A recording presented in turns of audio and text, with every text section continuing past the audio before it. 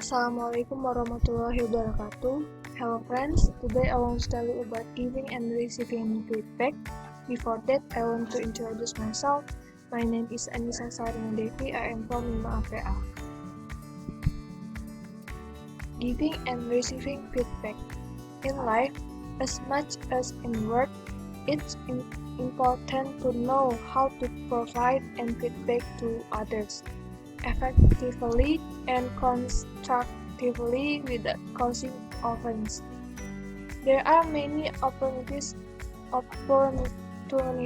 in life for providing others with feedback, from commenting on the way that your college has carried out a task to discussing your children's behavior with them. What is effective feedback? For our purpose, we will define effective feedback as that which is clearly heard, understood, and accepted. These are the areas that are within your power. You have no control over whether the recipient chooses to act upon your feedback, so let's put that to one side. So, how can you make sure that your feedback is effective? Develop your feedback skills by using these few rules, and you'll soon find that you're much more effective. First, feedback should be about behavior, not personality. The first and probably the most important rule of feedback is to remember that you are making no comment on what type of person they are, or what they believe or value. You are only commenting on how they behave. Do not be tamed to discuss a set of personality, intelligence, or anything else, only behavior. Second, feedback should describe the effect of the person's behavior on you. After all, you do not know the effect on anyone or anything else. You only know how it made you feel or what you thought. Presenting feedback as your opinion makes it much easier for the recipients to hear and accept it. Even if you are giving negative feedback, after all, they have no control over how you felt any more than you have any control over their intention. This approach is a blame-free one, which is therefore much more acceptable. Okay? Feedback should be timely. It's no good telling someone about some time that offered or praised your 6 months later feedback.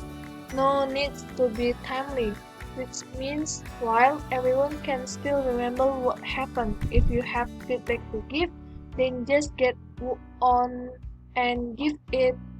That doesn't mean without thought. You still need to think about what you're going to say and how. The last pick your moment. There are times when people are feeling open to feedback, and times when they have a look at our page on emotional awareness and work, or your social awareness, to help you develop your awareness of the emotion and feeling of others. This will help to pick a sustainable moment. For example, an angry person won't want to accept the feedback, even given skillfully.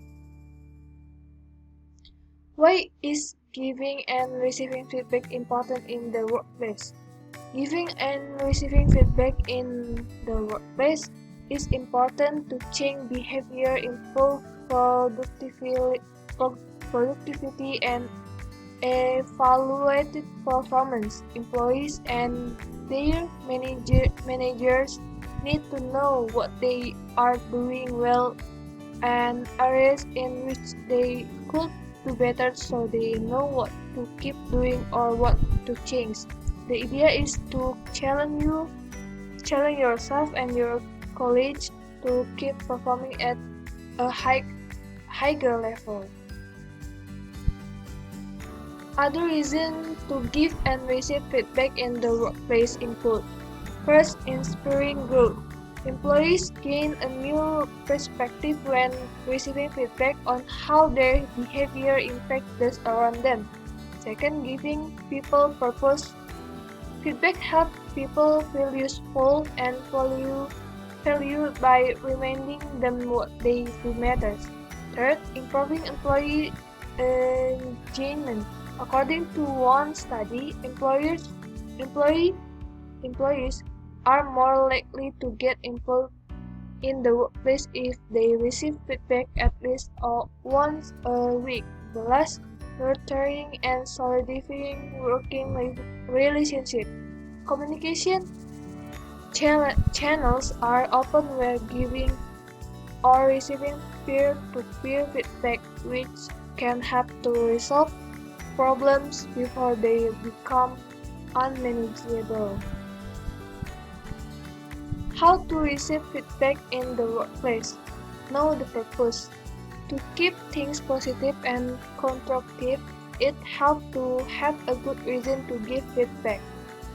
Second, focus on behavior and not the person. Feedback should target behaviors and not how someone looks, think, who they are, or they believe. It's important to avoid making comments directed at personality. Third, focus on how the behavior affected you.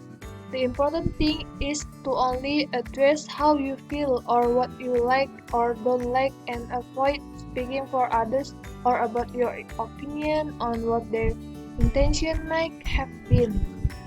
Fourth, ask questions. By starting the conversation with asking questions, you invite the other person into the discussion. 5. Be specific. Using specific, detailed examples help to receive to create a clear understanding of what the situation is and what the behavior they need to change or continue. Last, be timely. Feedback is most useful when you give it as soon as possible after a certain behavior occurs. How to receive feedback in the workplace? First, ask for feedback often. If you ask for feedback, it eliminates the surprise when you receive it, so you can be more open to using the advice given to learn and improve. Second, be receptive to constructive feedback. Try to use all forms of feedback positively. Think of ways to change your behavior that might lead to better results. If you are unsure of where to start, ask for suggestions. Third, take time to process the feedback. You might need some time to reflect on what you heard before you can make necessary changes. Try to listen instantly to the feedback given and process internally by writing it down and using it to create goals. 4. Be willing to grow. Think of the feedback as an opportunity to grow rather than criticism about your current performance. The last, be thankful for the feedback. Thank the person who offered you feedback to show them you not only listened and understood, but you also accept what they said. Example of the constructive feedback. There's a method for giving feedback used many business Charles Rosenberg nonviolent communication methods that include the following 4 steps or ideas. First, observation. This is what I observe and what you observe that does not contribute to the other person's well-being. Second, feeling. This is how I feel and how you feel based on the observation. Third, needs. This is what I need and what you need that influence your feelings. The last, request. The request should be clear and include concert action with it without demanding. Okay, friends. That's all my present. Thank you. Wassalamualaikum warahmatullahi wabarakatuh.